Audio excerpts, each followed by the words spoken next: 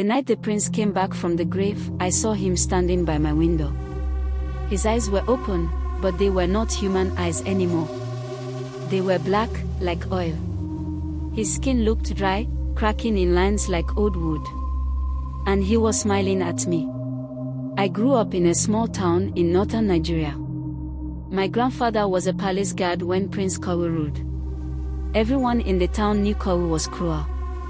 He took what he wanted and hurt anyone who stood in his way. The old women used to say his heart was darker than the forest at night. He died young. Some said it was a curse. Others said the villagers poisoned him after he burned a farmer's house with the family still inside. No one cried when he died. After his burial, strange things started. Goats went missing. Dogs barked all night at nothing. And then people started seeing him. The first was Mama Adoma. She said she saw Prince Kawu walking behind her house at midnight, wearing the same red robe he was buried in. She screamed until people came, but by then he was gone. 2 nights later, my grandfather came home shaking. He said he saw footprints near the palace gate. Big, bare, human footprints. But the ground was dry. No rain, no mud. The prints were burned into the sand. He told me to stay inside after dark. I tried, but that night I heard drums. Slow, deep, coming from the direction of the old palace. Nobody had played those drums since Kawu's funeral. I should have stayed in bed. But I looked out the window.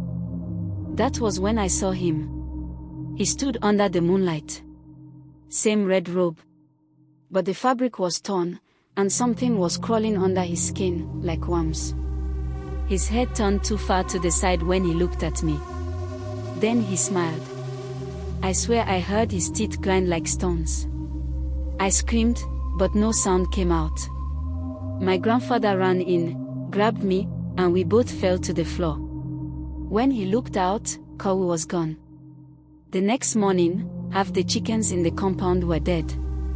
Their necks were twisted, and their eyes were gone. We left the town a week later. My grandfather never spoke of it again. But sometimes, when the wind is strong and I hear drums in the distance, I close my window tight. Because I know Prince Kawu is still walking somewhere out there, looking for someone who remembers him.